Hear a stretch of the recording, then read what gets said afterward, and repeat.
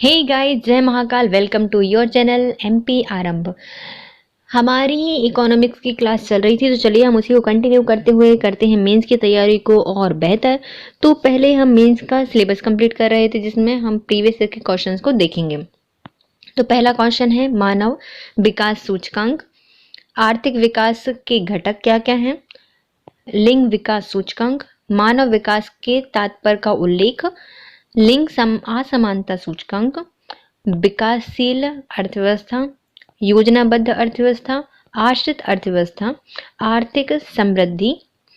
वह प्रमुख अवयव क्या हैं जिन पर मानव विकास सूचकांक आधारित होता है? प्लेनेटरी प्रेशर संयोजित मानव विकास सूचकांक क्या क्या हैं? और अब आते हैं 5 मार्कर क्वेश्चंस। चक्रवर्ती अर्थव्यवस्था का विस्तार से वर्णन कीजिए। आर्थिक समृद्धि एवं आर्थिक विकास में अंतर स्पष्ट कीजिए। आर्थिक समृद्धि और विकास को परिभाषित करने वाले कारकों पर प्रकाश डालिए। और मानव विकास सूचकांक एवं असमानता समायोजित मानव विकास सूचकांक का वर्णन कीजिए। मतलब मानव विकास सूचकांक क्या है और असमान समायोजित मानव विकास सूचकांक क्या होते हैं, इनका हमें वर्णन करना है। तो चलिए गाइस स्टार्ट करते हैं। और यदि अभी तक आपने हमारा चैनल सब्सक्राइब नहीं किया है तो पहले चैनल को सब्सक्राइब कर दें, वीडियो को लाइक कर दें, कमेंट करें और शेयर करें। चलिए स्टार्ट करते हैं। विकास की विभिन्न अवस्थाओं के आधार पर अर्थव्यवस्था का वर्गीकरण। अर्थव्यवस्था का वर्गीकरण हम कैसे करना है? तो विकास की विभिन्न अवस्थाओं के आधार पर करेंगे। तो पहले आती है विकसित अर्थव्यवस्था। जिन देशों की अर्थव्यवस्था के आर्थिक विकास का स्तर उच्च होता है, मतलब आर्थिक विकास कैसा है, आर्थिक विकास है वहां पे उच्च, तो उसे क्या कहा जाता है? विकसित अर्थव्यवस्था कहा जाता है। जहां पर प्रति व्यक्ति सकल राष्ट्रीय आय $12,535 या इससे अधिक होती है, उसे क्या कहा जाता है? विकसित अर्थव्यवस्था कहा जाता है। मतलब एक हमने रखी है सकल राष्ट्रीय आय का आंकड़ा, जो कि कितना है? $12,535 है या इससे अधिक है। विकसित अर्थव्यवस्था कौन कौन सी है? तो अमेरिका, ब्रिटेन, स्विट्जरलैंड और जापान की अर्थव्यवस्था विकसित अर्थव्यवस्था है। नेक्स्ट आता है हमारा विकासशील अर्थव्यवस्था। विकासशील अर्थव्यवस्था के अंतर्गत वे अर्थव्यवस्थाएं शामिल होती हैं जहां पर आर्थिक समृद्धि के उच्च स्तर को प्राप्त करने का प्रयास किया जा रहा है। मतलब जहां पर पहले से ही आर्थिक विकास या आर्थिक समृद्धि है तो वो विकसित हो गया, लेकिन जहां पर आर्थिक समृद्धि के उच्च स्तर को प्राप्त करने के लिए प्रयास किए जा रहे हैं वो कौन सा होता है? तो वो होता है विकासशील अर्थव्यवस्था। यहाँ पर निम्न मध्यम आय वर्ग अर्थव्यवस्था होती है, जो कि $10,036 से $4,045 प्रति व्यक्ति सकल राष्ट्रीय आय होती है। और उच्च मध्यम आय वर्ग अर्थव्यवस्था होती है, जो कि कितनी होती है? $4,046 से $12,535 प्रति व्यक्ति सकल राष्ट्रीय आय। मतलब इसके अंतर्गत दो स्तर आते हैं, जो कि निम्न मध्यम आय वर्ग आता है, जो कि निम्न और मध्यम के बीच आय वाला वर्ग है। और दूसरा कौन सा आता है? उच्च से मध्यम के बीच में जो आय वर्ग वाला सेक्टर है वो विकासशील अर्थव्यवस्था के अंतर्गत आता है। अब आती है हमारी अल्प विकसित अर्थव्यवस्था। जिन अर्थव्यवस्थाओं में आर्थिक विकास या लोगों के रहन सहन का स्तर काफी नीचे होता है उन्हें अल्प विकसित अर्थव्यवस्था कहा जाता है। इनकी प्रति व्यक्ति सकल राष्ट्रीय आय $1,036 या इससे भी कम होती है। इसमें प्रमुख आते हैं सोमालिया, बुरुंडी, चाड और नाइजर, इसके प्रमुख हैं। तो देखिए हम देख लेते हैं पहले क्या 3 प्रकार से हमने विकास के आधार पर बांटा था। पहले आते हैं विकसित, दूसरे आते हैं विकासशील और तीसरे आते हैं अल्प विकसित। तो पहले कौन से थे? विकसित थे, जो कि इनका विकास का स्तर उच्च होता है, विकसित हो गए। विकासशील वो जो कि उस आर्थिक समृद्धि को पाने के लिए प्रयास कर रहे हैं, तो विकासशील हो गए। और जो आर्थिक विकास बहुत ही कम है तो वो क्या होते हैं? अल्प विकसित होते हैं। नेक्स्ट आता है हमारे विभिन्न क्षेत्रों की भूमिका के आधार पर आर्थिक अर्थव्यवस्था का वर्गीकरण करना है। मतलब अलग अलग भूमि क्षेत्र, मतलब क्षेत्र की जो भूमिका होती है उसमें अलग कैसी भूमिका है उसके आधार पर हमें अर्थव्यवस्था का वर्गीकरण करना है। तो पहली आती है कृषक अर्थव्यवस्था, क्योंकि कृषि सबसे पहले आती है। तो कृषक अर्थव्यवस्था के आधार पर यदि किसी अर्थव्यवस्था के सकल घरेलू उत्पाद में प्राथमिक क्षेत्र अर्थात कृषि एवं समृद्ध क्षेत्र का योगदान 50% पर होता है या 50% से अधिक होता है तो वो क्या होती है, कृषि अर्थव्यवस्था कहलाती है। स्वतंत्रता प्राप्ति के समय भारत एक कृषि आधारित अर्थव्यवस्था वाला था, मतलब जहाँ पर जो कृषि से आय होती है या सकल घरेलू उत्पादन होता है वो प्राथमिक क्षेत्र बहुत ज़्यादा होता है, कृषि और समृद्ध क्षेत्र का योगदान 50% से ज़्यादा होता है, तो कृषि आधारित अर्थव्यवस्था कहलाती है। अब आती है औद्योगिक आधारित अर्थव्यवस्था। यदि किसी अर्थव्यवस्था के सकल घरेलू उत्पाद में द्वितीयक क्षेत्र अर्थात औद्योगिक क्षेत्र का हिस्सा 50% या फिर उससे अधिक होता है तो वो क्या होती है, औद्योगिक अर्थव्यवस्था होती है, जैसे कि चीन की अर्थव्यवस्था। अब आता है सेवा अर्थव्यवस्था। यदि किसी अर्थव्यवस्था में सकल घरेलू उत्पादन में तृतीयक क्षेत्र अर्थात सेवा क्षेत्र का हिस्सा 50% से अधिक होता है, जैसे कि अमेरिका, ब्रिटेन और जापान, उसको क्या कहा जाता है, सेवा अर्थव्यवस्था कहा जाता है। तो हमने देख लिया विभिन्न क्षेत्रों के आधार पर अर्थव्यवस्था को 3 भागों में बांटा गया है। पहले आती है कृषक अर्थव्यवस्था, दूसरी आती है औद्योगिक अर्थव्यवस्था और तीसरी आती है सेवा अर्थव्यवस्था। कृषक अर्थव्यवस्था में क्या होता है, जब प्रथम क्षेत्र अर्थात प्रथम क्षेत्र या फिर कृषि या फिर उससे संबंधित जो क्षेत्र होते हैं उसका योगदान सकल घरेलू उत्पादन में 50% से ज़्यादा होता है तो उसे कृषि आधारित अर्थव्यवस्था कहा जाता है, जैसे कि भारत की अर्थव्यवस्था पहले थी और अभी है। और दूसरी अर्थव्यवस्था में आता है औद्योगिक अर्थव्यवस्था, जिस अर्थव्यवस्था में सकल घरेलू उत्पादन में द्वितीयक क्षेत्र अर्थात उद्योगों का 50% से अधिक योगदान होता है तो उसको औद्योगिक अर्थव्यवस्था कहा जाता है, जैसे कि चीन की अर्थव्यवस्था। फिर आता है सेवा अर्थव्यवस्था। इसमें जिस अर्थव्यवस्था के अंतर्गत सकल घरेलू उत्पादन में तृतीयक क्षेत्र अर्थात सेवा क्षेत्र का योगदान 50% से ज़्यादा होता है तो उसे कहा जाता है सेवा अर्थव्यवस्था। इसमें अमेरिका, ब्रिटेन और जापान आते हैं। अब आते हैं शेष विश्व के साथ अंतर्राष्ट्रीय संबंधों के आधार पर अर्थव्यवस्था। तो अब अन्य देश हैं उनके साथ हमारे कैसे संबंध हैं और कैसे अंतर संबंध हैं, उनके आधार पर भी अर्थव्यवस्था को 2 भागों में बांटा गया है। एक आती है बंद अर्थव्यवस्था, दूसरी आती है खुली अर्थव्यवस्था। बंद अर्थव्यवस्था में क्या होता है, जिसका अन्य अर्थव्यवस्थाओं से कोई संबंध नहीं होता, मतलब ना हम तुम्हारे पास जाएंगे ना तुम हमारे पास आना, ना तुमसे लेन देन करेंगे ना तुम हमसे लेन देन करना, कोई बातचीत नहीं होती, सब कुछ बंद होता है तो उसके क्या कहा जाता है, बंद अर्थव्यवस्था कहा जाता है, मतलब कोई लेन देन नहीं होता। अब आती है खुली अर्थव्यवस्था। जब विश्व के विभिन्न या अन्य देशों के साथ वस्तु एवं सेवाओं की व्यापार एवं निवेश के लिए स्वतंत्र होती हैं, मतलब आप निवेश कर सकते हो, आयात कर सकते हो, निर्यात कर सकते हो, सबके लिए स्वतंत्र होते हैं। वर्तमान में विश्व के लगभग सभी अर्थव्यवस्थाएं खुली अर्थव्यवस्थाएं के अंतर्गत आती हैं। तो संबंधों के आधार पर कैसी व्यवस्था होती है, 2 प्रकार की, एक बंद होती है, एक खुली होती है। बंद में किसी से व्यापार नहीं करना तो बंद अर्थव्यवस्था। खुली अर्थव्यवस्था सबसे व्यापार करेंगे, सबका निवेश लेंगे, सबको आयात करेंगे, वो पूरी खुली अर्थव्यवस्था के अंतर्गत आता है। नियोजन के आधार पर अर्थव्यवस्थाओं का वर्गीकरण, मतलब अब नियोजन करना है तो उसके आधार पर भी कैसे बांटा गया है, 2 भागों में बांटा गया है अर्थव्यवस्था को। पहला होती है योजनाबद्ध अर्थव्यवस्था और दूसरी होती है गैर योजनाबद्ध अर्थव्यवस्था। मतलब पहले हमने योजना बना के अर्थव्यवस्था विकसित कर ली और दूसरी होती है ना बिना योजना की अर्थव्यवस्था विकसित कर ली। तो योजनाबद्ध अर्थव्यवस्था से अभिप्राय ऐसी अर्थव्यवस्था से होता है जो आर्थिक समृद्धि एवं विकास के लक्ष्यों को प्राप्त करने के लिए एक व्यापक योजना या रणनीति का निर्माण करती है। और ऐसी अर्थव्यवस्था में पहले लक्ष्यों का निर्धारण किया जाता है, इसके बाद उन्हें प्राप्त करने के लिए रणनीति का निर्माण किया जाता है। जैसे कोई भी योजना होती है तो पहले हम क्या करते हैं, लक्ष्य को प्राप्त करते हैं कि हम यदि ऐसा करेंगे, हमें मतलब क्या करना है, किसानों की आय को दुगना करना है 2022 तक, ये हमारा लक्ष्य है। तो पहले हमने लक्ष्य बना लिए, फिर हम क्या बनाएंगे, उसको प्राप्त करने के लिए अलग अलग योजनाओं को बनाएंगे। तो वो हम क्या होती है, योजनाबद्ध अर्थव्यवस्था होती है। तो किसी भी आर्थिक समृद्धि के लिए, विकास के लिए, लक्ष्य को प्राप्त करने के लिए जो योजनाएं बनाई जाती हैं या रणनीति का निर्माण किया जाता है उसको क्या कहा जाता है, योजनाबद्ध अर्थव्यवस्था कहा जाता है। अब आती है हमारी गैर योजनाबद्ध अर्थव्यवस्था। गैर योजनाबद्ध अर्थव्यवस्था से अभिप्राय ऐसी अर्थव्यवस्था से होता है जो योजनाओं की संकल्पना को स्वीकार नहीं करती, मतलब योजना बनाती ही नहीं है, होनी चाहिए ये भी नहीं सोचती। ऐसी अर्थव्यवस्था में प्रायः एक निश्चित अवधि में क्या क्या आर्थिक समृद्धि एवं विकास के लक्ष्यों को प्राप्त किया जाना है यह पूर्व निर्धारित नहीं होता।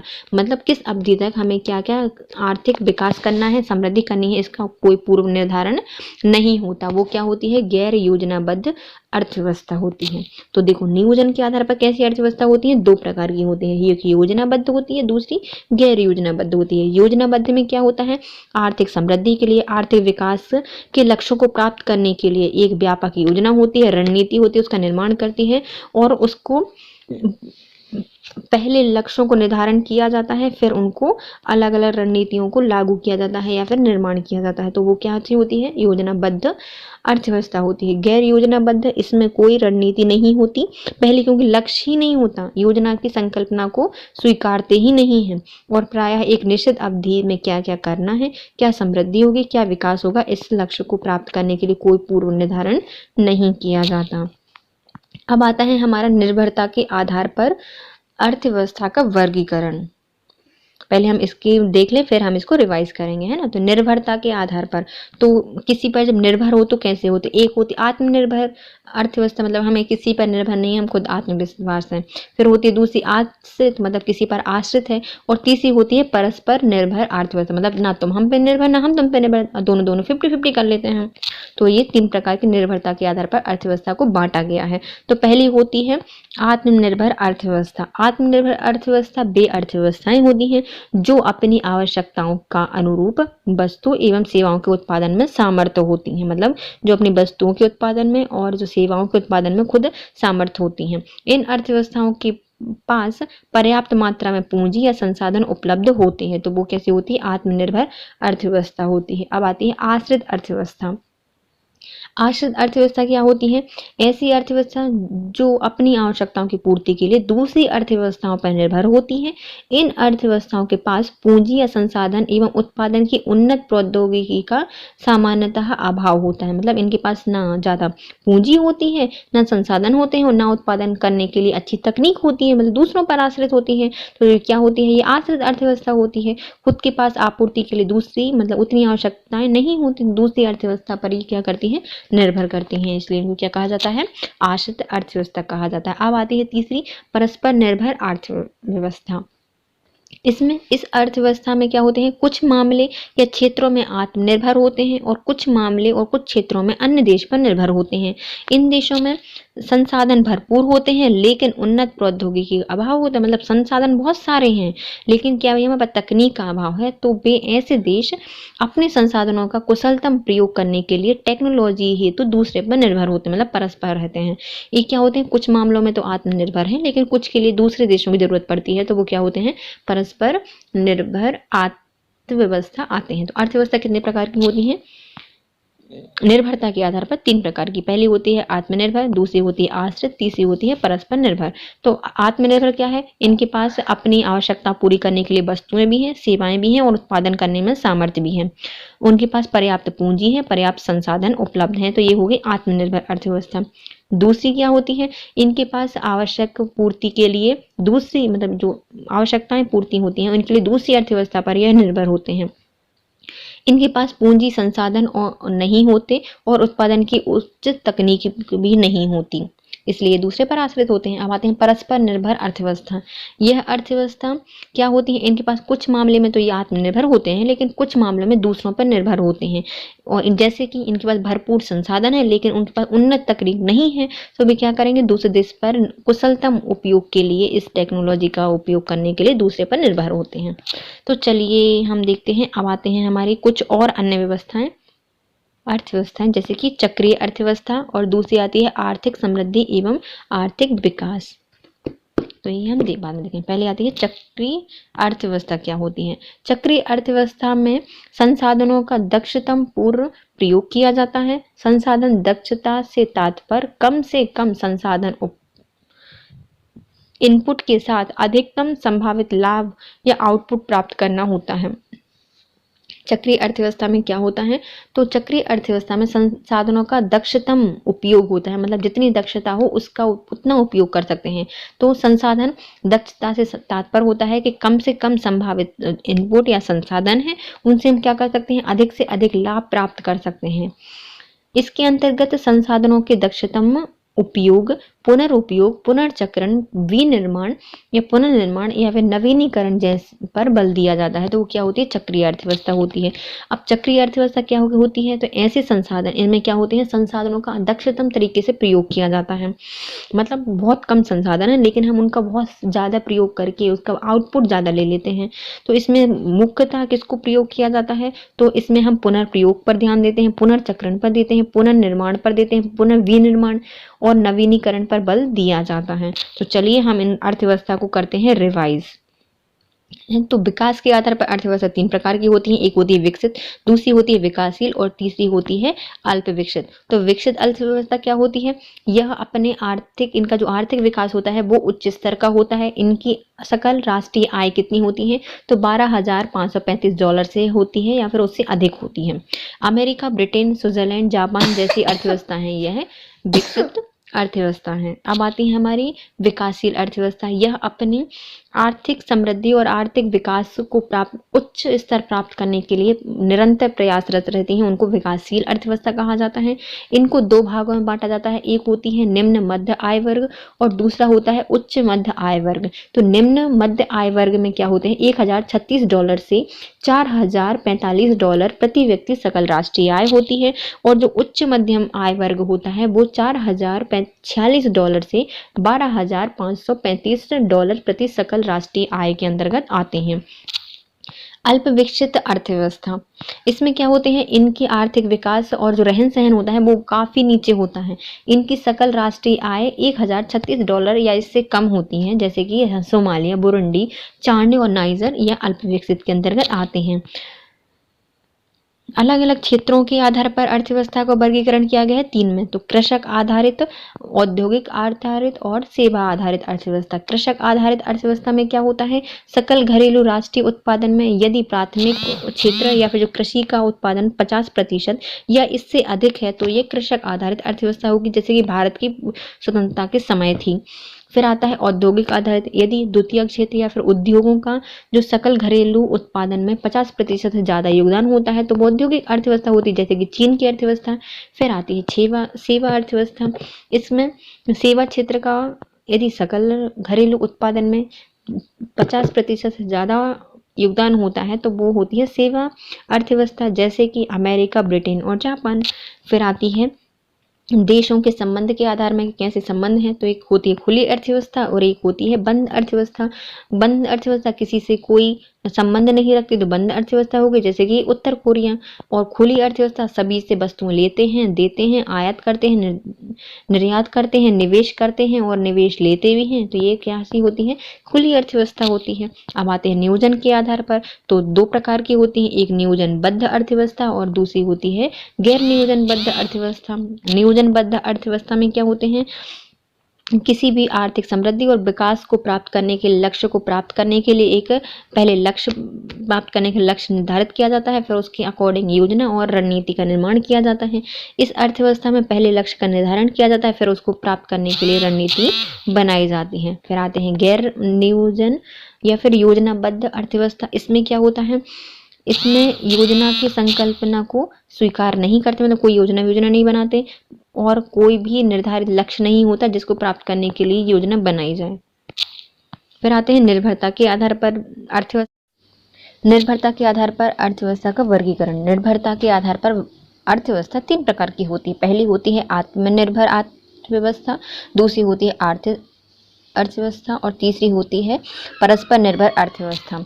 तो पहली आती है आत्मनिर्भर अर्थव्यवस्था। वह अर्थव्यवस्था होती है जिसकी वस्तुएं एवं सेवाओं के उत्पादन में सामर्थ्य होते हैं और इन अर्थव्यवस्था के पास पर्याप्त मात्रा में पूंजी और संसाधन दोनों होते हैं, मतलब जिनके पास पूंजी भी है, संसाधन दोनों उपलब्ध हैं, सेवाएं और वस्तु दोनों का उत्पादन कर सकते हैं, सामर्थ्य भी है, तो वो क्या होती है, आत्मनिर्भर अर्थव्यवस्था होती है। दूसरी होती है आश्रित अर्थव्यवस्था। इनके पास पूंजी और संसाधन एवं उत्पादन की उन्नत प्रौद्योगिकी का समन्वय का अभाव होता है, जिसके कारण यह दूसरों पर निर्भर रहती है, इसलिए इसको क्या कहा जाता है, आश्रित अर्थव्यवस्था कहा जाता है।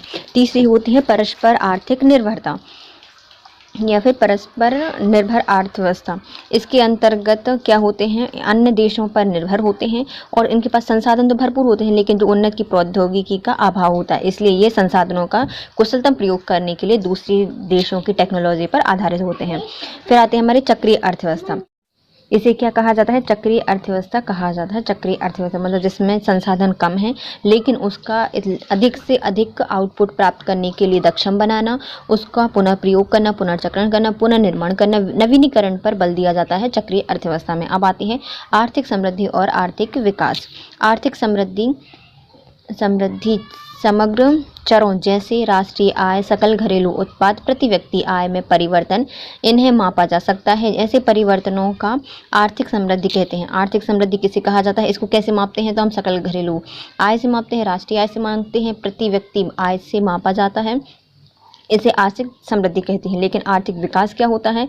आर्थिक समृद्धि से संबंध परिवर्तनों के साथ जब हम अर्थव्यवस्था में गुणात्मक परिवर्तनों और मानवीय सरोकारों जैसे कारकों को भी शामिल कर लेते हैं तो उन्हें क्या कहा जाता है? आर्थिक विकास कहा जाता है। मतलब यदि राष्ट्रीय आय बढ़ रही है, सकल घरेलू उत्पाद बढ़ रहे हैं और प्रति व्यक्ति आय में बढ़ रही है तो ये क्या हो रही है? आर्थिक समृद्धि हो रही है। लेकिन यदि स्कूली शिक्षा बढ़ रही है, मातृ मृत्यु दर कम हो रही है, शिशु मृत्यु दर कम हो रही है और जनसंख्या पर अच्छा प्रभाव पड़ रहा है, सकारात्मक शिक्षा बढ़ रही है, तो ये क्या होते हैं? आर्थिक विकास होते हैं। मतलब आर्थिक तरीके से विकास कैसे हुआ है तो इसको क्या कहा जाता है? आर्थिक विकास कहा जाता है।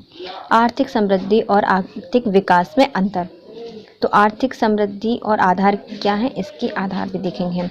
तो पहला होता है अर्थ क्या क्या है? तो आर्थिक समृद्धि से अभिप्राय देश में वस्तुओं और सेवाओं के उत्पादन में वास्तविक वृद्धि से होता है। इसमें सकल घरेलू उत्पाद, राष्ट्रीय आय और प्रति व्यक्ति आय में वृद्धि देखी जाती है। तो हम आर्थिक समृद्धि कैसे होती है? तो किसी भी वस्तु या सेवाओं के उत्पादन में जो वास्तविक वृद्धि होती है उसको क्या कहा जाता है? आर्थिक समृद्धि कहा जाता है। बात है आर्थिक विकास। आर्थिक विकास से में आय, बचत और निवेश में परिवर्तन के साथ साथ देश में सामाजिक आर्थिक ढांचे में भी प्रगतिशील परिवर्तन शामिल होता है। इसमें संस्थागत एवं प्रौद्योगिकी परिवर्तन एवं सामाजिक आर्थिक परिवर्तन शामिल होते हैं। मतलब समाज में कैसा परिवर्तन आ रहा है, आर्थिक परिवर्तन क्या है, तकनीकी परिवर्तन क्या है और संस्थागत परिवर्तन क्या है, इन सबको भी आय, बचत और निवेश में परिवर्तन के साथ यदि जोड़कर देखा जाता है तो उसे क्या कहा जाता है? आर्थिक विकास कहा जाता है। अब आते हैं कारक। आर्थिक समृद्धि का संबंध सकल घरेलू उत्पाद के किसी घटक जैसे कि उपभोग, सरकारी व्यय, निवेश, शुद्ध निर्यात के उत्तरोत्तर में वृद्धि होता है। तो इसमें किस में वृद्धि होती है? तो निवेश में होती है, शुद्ध निर्यात में होती है, आय में होती है, व्यय में होती है, सरकारी उपभोग में होती है और सरकारी व्यय में भी इसकी यह वृद्धि की मतलब देखी जाती है आर्थिक समृद्धि में। और आर्थिक विकास में क्या होता है? आर्थिक विकास का संबंध मानवीय पूंजी में वृद्धि से होता है, असमानता में कमी आती है, संरचनात्मक परिवर्तन से है और जिसमें लोगों के जीवन की गुणवत्ता में सुधार होता है। लोगों की गुणवत्ता में सुधार हो रहा है तो वो क्या है? आर्थिक विकास है। लेकिन उसकी पूंजी में, व्यय में, निवेश में, शुद्ध निर्यात वगैरह में वृद्धि हो रही है तो वो क्या है? आर्थिक समृद्धि है। माप कैसे की जाती है? तो आर्थिक समृद्धि मात्रात्मक कारक जैसे कि वास्तविक सकल घरेलू उत्पाद, प्रति व्यक्ति आय में वृद्धि के द्वारा मापी जा सकती है। क्या है ये? आर्थिक समृद्धि। लेकिन आर्थिक विकास कैसे मापते हैं? तो इसके लिए गुणात्मक माप जैसे कि मानवीय विकास सूचकांक देखते हैं, साक्षरता दर देखते हैं, जीवन प्रत्याशा देखते हैं, बेरोजगारी की दर देखते हैं, भुखमरी सूचकांक देखते हैं और वैश्विक खुशहाली सूचकांक आदि के द्वारा आर्थिक विकास की माप की जाती है। प्रभाव क्या है? आर्थिक समृद्धि अर्थव्यवस्था में मात्रात्मक परिवर्तन लाती है, लेकिन जो आर्थिक विकास है वह समाज में मात्रात्मक परिवर्तनों के साथ साथ गुणात्मक परिवर्तन भी लाती है, मतलब गुण भी बढ़ जाते हैं। तो देखिए आर्थिक समृद्धि और आर्थिक विकास। आर्थिक समृद्धि इसमें क्या होता है? देश की वस्तु एवं सेवाओं के उत्पादन में वास्तविक वृद्धि से इसको मापा जाता है। मतलब अर्थ क्या होता है इसका? जो देश में वस्तु एवं सेवाओं के उत्पादन में जो वास्तविक वृद्धि हो रही है उसको आर्थिक समृद्धि कहा जाता है। इसके लिए सकल घरेलू उत्पाद, राष्ट्रीय आय और प्रति व्यक्ति आय में वृद्धि ज्ञात की जाती है। और आर्थिक विकास क्या होता है? इसमें आय, बचत, निवेश में परिवर्तन के साथ साथ देश में सामाजिक आर्थिक ढांचे में भी गतिशीलता में परिवर्तन का अध्ययन किया जाता है। इसके साथ ही संस्थागत प्रौद्योगिक परिवर्तन और सामाजिक और आर्थिक परिवर्तन में भी शामिल किए जाते हैं। तो आर्थिक विकास हो गया। कारक क्या क्या होते हैं? तो इसमें सकल घरेलू मतलब जो आर्थिक समृद्धि होती है उसमें सकल घरेलू उत्पाद में उपभोग, सरकारी व्यय, निवेश, शुद्ध निर्यात में उत्तर वृद्धि होती है। और जो आर्थिक विकास होता है इसमें क्या होता है? पूंजी में वृद्धि होती है, असमानता में कमी होती है, संरचनात्मक परिवर्तन होते हैं और इसमें लोगों की गुणात्मक सुधार आते हैं। इसकी माप की कैसे की जाती है? तो आर्थिक समृद्धि की माप होती है मात्रात्मक, क्योंकि यह सकल घरेलू उत्पाद प्रति व्यक्ति आय में वृद्धि के द्वारा मापा जाता है। जबकि जो आर्थिक विकास होता है उसमें कैसे देखा जाता है? गुणात्मक परिवर्तन होता है, जैसे मानव विकास सूचकांक, साक्षरता दर, प्रति व्यक्ति प्रत्याशा, जीवन प्रत्याशा, बेरोजगारी, भुखमरी सूचकांक, खुशहाली सूचकांक के द्वारा हम आर्थिक विकास को मापते हैं। प्रभाव क्या पड़ता है? तो जो आर्थिक समृद्धि होती है उसमें मात्रात्मक परिवर्तन होता है, लेकिन जब आर्थिक विकास में क्या होता है? मात्रात्मक परिवर्तन के साथ साथ गुणात्मक परिवर्तन भी होता है। आर्थिक समृद्धि और आर्थिक विकास को प्रभावित करने वाले कारक, मतलब आर्थिक समृद्धि और आर्थिक विकास को कौन कौन से कारक हैं जो प्रभावित करते हैं? तो पहला आता है प्राकृतिक संसाधन। जितने प्राकृतिक संसाधन होंगे वो तो प्रभावित करेंगे। फिर आती है पूंजी उत्पाद अनुपात की पूंजी का अनुपात क्या है, पूंजी का निर्माण कैसे हो रहा है, कृषि का विक्रय अधिशेष क्या है, और औद्योगिक की तीव्रता में वृद्धि कैसी हो रही है, और मानव संसाधन। यह 6 कारक हैं जो कि हमारे आर्थिक विकास और आर्थिक समृद्धि को प्रभावित करते हैं। तो हम इनको डिटेल से पढ़ते हैं। तो प्राकृतिक संसाधन को आर्थिक समृद्धि और आर्थिक विकास में कैसे कारक बनता है या कैसे प्रभावित करता है? तो आर्थिक समृद्धि के लिए प्राकृतिक संसाधनों की प्रचुर मात्रा एवं उनके गुणवत्ता युक्त होना अनिवार्य होता है। मतलब जैसे संसाधन अच्छे होंगे, इसमें आर्थिक समृद्धि चाहिए है तो क्या उनकी प्रचुर मात्रा होनी चाहिए संसाधनों की, और उसका गुणवत्तापूर्ण उपयोग होना चाहिए। लेकिन अच्छे प्राकृतिक संसाधनों की उपलब्धता आर्थिक समृद्धि के लिए आवश्यक शर्त नहीं होती। मतलब यदि आर्थिक विकास के लिए यह होनी जरूरी है, क्योंकि जब सकल घरेलू उत्पाद, सब आय वगैरह सब में कैसे वृद्धि होगी? जब हमारे प्राकृतिक संसाधन ज़्यादा होते हैं तो, और उनका गुणात्मक मतलब जो उपयोग अनिवार्य हो जाता है, तो क्या होगा? हमारा आर्थिक विकास संभव हो जाएगा। लेकिन आर्थिक समृद्धि के लिए इन आवश्यकताओं की जरूरत नहीं होती। अब आता है हमारा पूंजी निर्माण। पूंजी निर्माण एक ऐसी प्रक्रिया है जिसके द्वारा किसी समुदाय की बचत को पूंजीगत वस्तुओं जैसे कि संयंत्र, भूमि, मशीनों के निवेश के लिए उपयोग किया जाता है, जिससे देश की उत्पादन क्षमता और श्रमिकों की कुशलता में वृद्धि होती है। मतलब क्या होती है? इसमें उत्पादन क्षमता बढ़ती है और जो श्रमिक होते हैं उनकी कुशलता में वृद्धि होती है, तथा देश में वस्तुओं और सेवाओं के अधिक प्रभाव को सुनिश्चित किया जाता है। तो जो पूंजी निर्माण होता है इसके द्वारा संयंत्र, भूमि, मशीन के निवेश के लिए उपयोग किया जाता है पूंजी निर्माण से, और जिसमें देश की उत्पादन क्षमता में वृद्धि होती है, जो श्रमिक होते हैं उनकी कुशलता में वृद्धि होती है, तो देश में वस्तु और सेवा के अधिक प्रभाव को सुनिश्चित किया जा सकता है। तो पूंजी निर्माण हो गया। नेक्स्ट हमारा पूंजी उत्पाद अनुपात। उत्पादन की प्रति इकाई पर लगने वाली पूंजी की मात्रा को पूंजी उत्पाद अनुपात कहा जाता है। मतलब उत्पादन में जितनी पूंजी लग रही है उसके इकाई अनुपात को क्या कहा जाता है? तो पूंजी उत्पाद अनुपात कहा जाता है कि कितना उत्पादन कर रहा है और हमने पूंजी कितनी निवेश की है। अब आते हैं कृषि विक्रय अधिशेष। किसी देश के आर्थिक विकास के लिए कृषि उत्पादन एवं उत्पादकता में वृद्धि महत्वपूर्ण होती है। मतलब कृषि में क्या उत्पादन हो रहा है और उसकी उत्पादकता कैसी है, तो इससे हम क्या देख सकते हैं? उसके आर्थिक विकास को देख सकते हैं। और आर्थिक विकास के लिए कृषि उत्पादन और उत्पादकता में वृद्धि महत्वपूर्ण होती है। औद्योगिक की तीव्र वृद्धि में दर। जो औद्योगिक की वृद्धि होती है वो उसकी दर, जैसे जैसे किसी देश में औद्योगिकरण का स्तर बढ़ता है, मतलब जो औद्योगिकरण है वो उसका स्तर बढ़ता है, वैसे वैसे रोजगार के नए नए अवसर का सृजन होता है। तो वैसे वैसे रोजगार भी बढ़ेंगे, उद्योग बढ़ेगा तो रोजगार बढ़ेंगे, और इससे अनुपात में जो औद्योगिकरण की वृद्धि होगी तो इससे क्या होगा? उत्पादन में भी वृद्धि होगी। उत्पादन में वृद्धि होगी तो आर्थिक विकास होगा। आर्थिक विकास होगा मतलब जब पैसे होंगे, बहुत सारा निवेश हो रहा होगा, तो उसमें शिक्षा अच्छी होगी, मानव की जीवन प्रत्याशा अच्छी होगी, तो आर्थिक समृद्धि भी होने के चांसेस बढ़ जाते हैं। फिर आते हैं मानव संसाधन। यदि किसी देश में श्रम शक्ति कार्य कुशल है, मतलब जो श्रम शक्ति है, फिर जितने सारे लोग हैं वो सब कुशल हैं, तो उसका उत्पादन सार्थक या समर्थक निश्चित ही अधिक होगा। तो उसका उत्पादन जो है तो कैसे होगा? निश्चित ही ज़्यादा होगा, क्योंकि मानव काम करने वाले हैं, कुशल हैं। और यदि मानव शक्ति योग्यपूर्ण नहीं होती, मतलब कोई काम की नहीं, मतलब मजदूर टाइप के हैं, तो सभी व्यक्तियों के उत्पादन कार्यों में नहीं लगाया जा सकता। तो सबको उत्पादन कार्यों में नहीं लगाया जा सकता। मानव संसाधन कौन कौन से कारक हमारे आर्थिक समृद्धि और आर्थिक विकास को प्रभावित करते हैं? तो हैं 6 कारक। पहले प्राकृतिक संसाधन। तो किसी भी आर्थिक यदि विकास करना है तो हमें प्राकृतिक संसाधन होने चाहिए। यदि वो ज़्यादा होंगे तो उनकी गुण और उसमें प्रचुरता के साथ उनका गुणवत्ता युक्त योग्य भी, मतलब उपयोग करना भी आना चाहिए। जैसे बिहार, झारखंड में कितने सारे संसाधन पाए जाते हैं लेकिन वो अच्छे से उपयोग नहीं कर पाते, तो वो अभी भी गरीब हैं।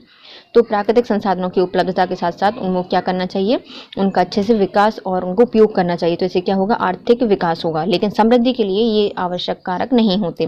पूंजी निर्माण। तो पूंजी निर्माण एक ऐसी प्रक्रिया होती है जिसमें किसी समुदाय की बचतों को पूंजीगत वस्तु जैसे कि संयंत्र, भूमि, मशीनों के निवेश में प्रयोग किया जाता है, जिससे देश के उत्पादन में क्षमता होती है, श्रमिकों की कुशलता में वृद्धि होती है और देश में वस्तु एवं सेवा सेवाओं के प्रभावों को सुनिश्चितता मिलती है। पूंजी उत्पाद अनुपात क्या होता है? तो जितने उत्पादन में हमने कितनी पूंजी लगाई है उसको क्या कहा जाता है? पूंजी उत्पाद अनुपात कहा जाता है।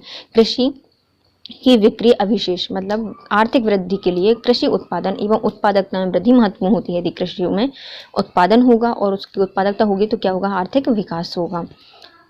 औद्योगिकरण की तीव्र वृद्धि की दर, औद्योगिकरण की जैसे जैसे औद्योगिकरण का स्तर बढ़ता जाता है, रोजगार के नए नए अवसर सृजित हो जाते हैं और जो अनुपात होता है उत्पादन का उसमें भी वृद्धि हो जाती है। मानव संसाधन, यदि किसी व्यक्ति या देश में श्रमिक शक्ति कार्यकुशल है तो उसका उत्पादन सामर्थ्य भी कितना होगा? निश्चित ही होगा कि भाई उसका उत्पादन भी निश्चित अधिक होने वाला है। लेकिन यदि कार्यकुशल अच्छा नहीं है तो उनको हम उत्पादन में नहीं लगा जा सकते। तो इससे क्या होता है? आर्थिक विकास होता है। अब आते हैं मानव विकास। मानव विकास के सभी मानवीय विकल्प अर्थात आर्थिक, सामाजिक, सांस्कृतिक और राजनीतिक क्षेत्रों का विस्तार आ जाता है। मानवीय विकास लोग के विकल्पों में विस्तार के साथ साथ प्राप्त होने वाले कल्याण के स्तर को भी ऊंचा करने की प्रक्रिया है। तो मानव विकास में क्या करते हैं? मानव विकास की सभी मानवीय विकल्प अर्थात आर्थिक, सामाजिक, सांस्कृतिक, राजनीतिक क्षेत्रों का विस्तार होता है, विस्तार आ जाता है और मानवीय विकास के लोगों के विकल्पों में विस्तार के साथ साथ होने वाले कल्याण की को भी ऊंचाई प्राप्त होती है, ऊंची प्रक्रिया होती है। अब आते हैं यानी मानव विकास हो गया कि कैसे हम मानव को विकास करेंगे। आर्थिक, सामाजिक, राजनीतिक और सांस्कृतिक तरीके से हमें मानव का कल्याण करना है, उसके स्तर को ऊंचा करना है। तो मानव विकास हो गया। मानव विकास सूचकांक क्या होता है? तो मानव विकास सूचकांक 2022 में जारी किया गया था। अभी 2000 हर साल जारी किया जाता है संयुक्त राष्ट्र विकास कार्यक्रम द्वारा, UNDP United Nation Development Programme के द्वारा 1990 से प्रकाशित पहली ह्यूमन डेवलपमेंट रिपोर्ट में मानव विकास सूचकांक की संकल्पना प्रस्तुत की गई थी। मानव विकास सूचकांक मानव विकास की एक माप होती है जिसमें मानव विकास सूचकांक के किसी भी देश के मानव विकास के संदर्भ में 3 मूलभूत आयामों का परिणाम होता है और ये मूलभूत आयाम होते हैं लंबा एवं स्वस्थ जीवन, ज्ञान की उपलब्धि और अच्छा जीवन स्तर। मतलब यदि लंबा स्वास्थ्य जीवन है तो एक पहला क्राइटेरिया होता है, दूसरा होता है ज्ञान की उपलब्धि मतलब कितने लोग शिक्षित हैं, एजुकेशन इंडेक्स निकाली जाती है, और तीसरा होता है उनका जीवन स्तर मतलब कैसे वो जी रहे हैं। इन 3 स्तर से निकाला जाता है क्या? Human development index. कब से निकाली जा रही है? 1990 से निकाली जा रही है। UNDP United Nation Development Programme द्वारा निकाली जाती है, हर वर्ष निकाली जाती है। इसमें 3 मेन आधारभूत आयाम रखे जाते हैं कि उनका जीवन स्तर, स्वास्थ्य जीवन कैसा है, उनकी ज्ञान की उपलब्धता क्या है और उनका जीवन स्तर कैसा है। नेक्स्ट हमारा मानव विकास सूचकांक 2021 में भारत 191 देशों में से 132 देशों में रहा था। 3 दशकों में पहली बार लगातार 2 वर्षों में इसके स्कोर में गिरावट दर्ज की गई है। 2020 में यह 0.642 ह्यूमन डेवलपमेंट इंडेक्स मूल्य के 130वें स्थान पर। कोविड-19 प्रकोप के पहले 2018 में भारत का ह्यूमन डेवलपमेंट इंडेक्स का मूल्यांकन कितना था? 0.645% था। HDI स्कोर में यह गिरावट वैश्विक प्रवृत्ति के अनुरूप है जो कि दर्शाता है कि देश में कोविड-19 महामारी के प्रकोप के बाद मानव विकास सूचकांक पिछड़ गया है। अब आते हैं असमानता समायोजित मानव विकास सूचकांक। भारत में 2021 में ह्यूमन डेवलपमेंट इंडेक्स में गिरावट के लिए जन्म के साथ जीवन प्रत्याशा में गिरावट को भी जिम्मेदार बताया गया है। 70 वर्ष से घटकर 67.2 वर्ष रह गई है। मतलब कितनी जीवन प्रत्याशा कितनी रहेगी? पहले 70 वर्ष थी लेकिन अब कितनी रह गई है? 67.2 वर्ष रह गई है। विश्व में विश्वविद्यालय शिक्षा की अपेक्षित वर्ष 11.9% थे जो विश्वविद्यालयी शिक्षा के स्तर में 6.7 वर्ष रह गई है। तो पहले कितने थे? 11.9 वर्ष थे, अब कितने हो गए हैं? 6.7 वर्ष रह गए हैं। प्रति व्यक्ति GNI स्तर में भी $6,590 हैं और कोविड-19 महामारी के में लैंगिक असमानता को भी बढ़ा दिया है जिसमें वैश्विक स्तर पर 6.7% की वृद्धि की गई है। 6.7% की वृद्धि हुई है लैंगिक असमानता में, जबकि जो विश्वविद्यालय शिक्षा में पहले 11.9% मतलब वर्ष थे लेकिन अब कितने हो गए हैं? 6 से 7 वर्ष हो गए हैं। और पहले जीवन प्रत्याशा कितनी थी? 70 वर्ष थी लेकिन अब कितनी हो गई है? 67.2 वर्ष हो गई है। इंटरनेशनल ह्यूमन डेवलपमेंट इंडेक्स की गणना में जीवन प्रत्याशा, स्कूलों में व्यतीत समय और आय में असमानता को शामिल किया जाता है। यदि लोगों के बीच कोई असमानता ना हो तो इंटरनेशनल ह्यूमन डेवलपमेंट इंडेक्स और ह्यूमन डेवलपमेंट इंडेक्स के बराबर होता है। परंतु जैसे जैसे असमानता में वृद्धि होती जा रही है, इंटरनेशनल ह्यूमन डेवलपमेंट इंडेक्स और